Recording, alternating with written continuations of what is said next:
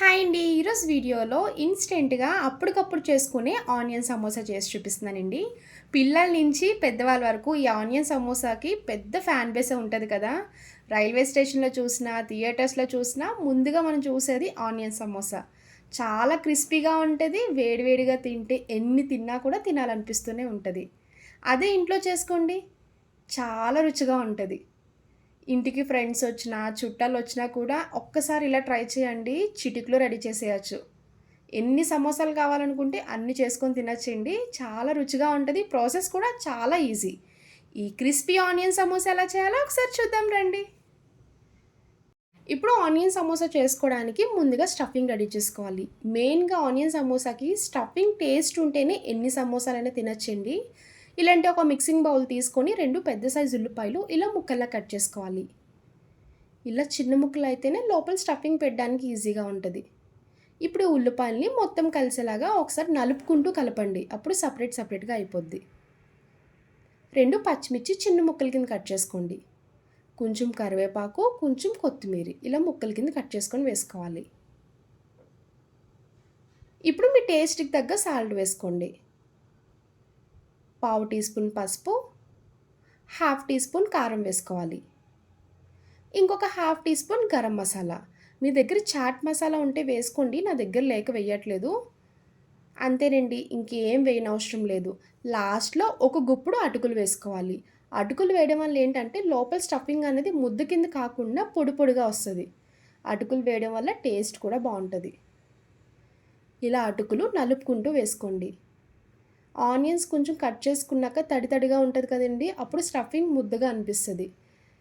ఇలా అటుకులు వేస్తే లోపల స్టఫింగ్ అనేది పొడి పొడిగా మనకి పెట్టడానికి కూడా ఈజీగా ఉంటది. ఇప్పుడు మొత్తం కలిసేలా కలుపుకోవాలి.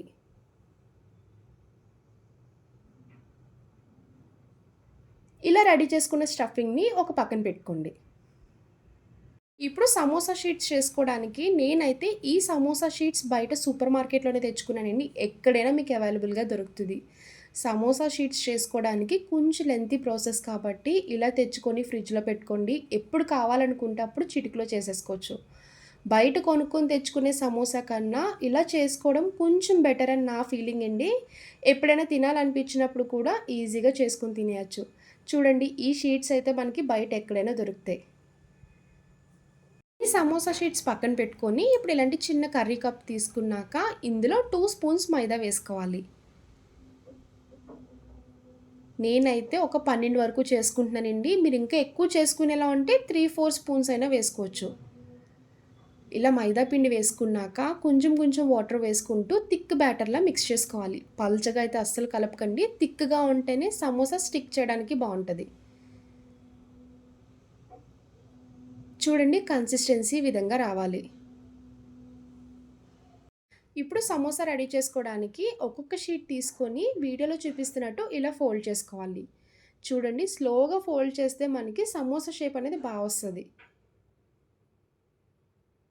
ఇలా సగం ఫోల్డ్ చేశాక ఇలా మిడిల్‌లోనే ఒక స్పూన్ స్టఫింగ్ పెట్టుకోండి. మొత్తం చివరి వరకు ఫోల్డ్ చేయకండి. ఒక సగం వరకు ఫోల్డ్ చేయాలి. ఇలా 1 స్పూన్ స్టఫింగ్ పెట్టాక మళ్ళీ లాస్ట్‌లో క్లోజ్ చేసుకొని మైదా రెడీ చేసుకున్నాం కదండీ! మైదా బ్యాటర్‌ని ఇలా స్టిక్ చేసుకోవాలి. అప్పుడు మనకు ఆ లేయర్ అనేది అస్సలు ఊడదు. స్టిక్కీగానే ఉంటది. చూసారు కదా! సమోసా ఈజీగా రెడీ అయిపోయింది. ఇప్పుడు మిగిలిన అన్ని సమోసాలు కూడా అలానే రెడీ చేసుకొని పక్కకు తీసుకోవాలి.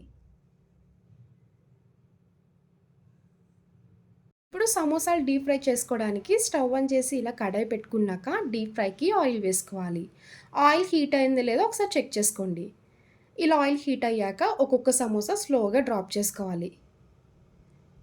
నాది కొంచెం చిన్న కడాయి కాబట్టి 4 వేసుకున్నానండి. అదే మీరు కొంచెం పెద్దదైతే కొంచెం ఎక్కువ వేసుకొనైనా ఫ్రై చేసుకోవచ్చు. కడాయిని చూసుకొని అప్పుడు ఒక్కొక్కటి వేసుకొని ఫ్రై చేసుకోండి. ఇలా సమోసాలు వేసుకున్నాక తిప్పుకుంటూ గోల్డెన్ కలర్ వచ్చే వరకు ఫ్రై చేసుకోవాలి. మీడియం ఫ్లేమ్‌లో పెట్టుకొని ఫ్రై చేసుకోండి. అప్పుడు లోపల స్టఫింగ్ కూడా బాగా కుక్ అవుతది. అండి సమోసాలు ఈ రంగొస్తే సరిపోద్ది. ఇలా ఫ్రై చేసుకున్న సమోసాలు తీసుకొని టిష్యూ ఉన్న ప్లేట్‌లోకి ట్రాన్స్‌ఫర్ చేసుకోవాలి. ఎక్సెస్ ఆయిల్ ఏమన్నా ఉన్నా కూడా అబ్జార్బ్ చేసుకుంటది.